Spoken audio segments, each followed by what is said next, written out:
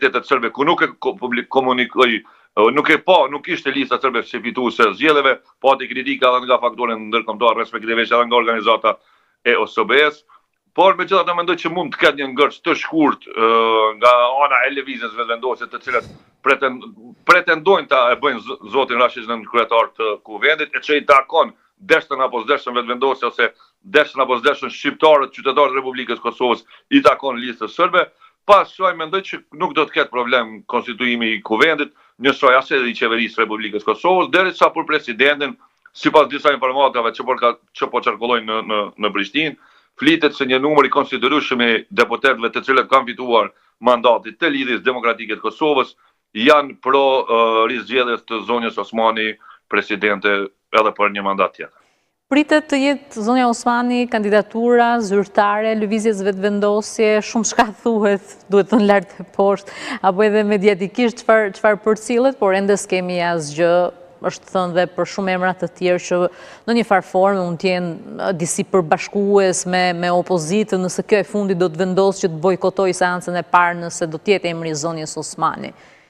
Çfarë ndodh në fazën e dytë, se kjo duke sigur është faza e dytë kryesore, dal nga zgjedhjet e jashtëzakonshme të 28 dhjetorit, pra nëse do të formohet qeveria, çfarë ndodh pas formimit të qeverisë? Do të ketë një bllokim të saj apo puna do të vijoj me mandatin deri në fund zëllit Kurti?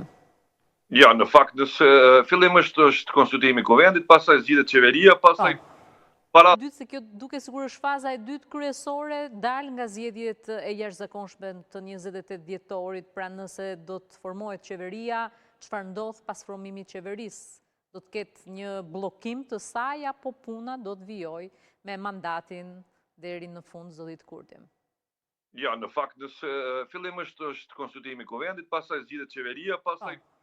para presidentës janë edhe disa marrëveshje ndërkombëtare që do të votohen, dhe besoj që do të votohen edhe nga partitë opozitare. Se mund të ketë edhe këtu ndoshta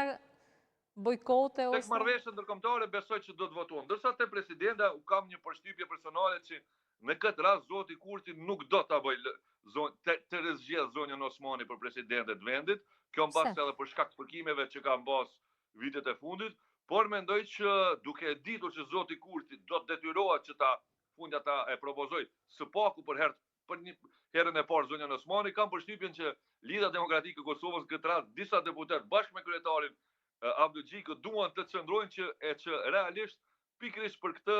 të mundsojnë korumin që zonja Osmani të zgjidhet presidente. Në një farë mënyre do t'i bëjnë shërbim zonjës Osmani, por do të rizgjedhin zonjën Osmani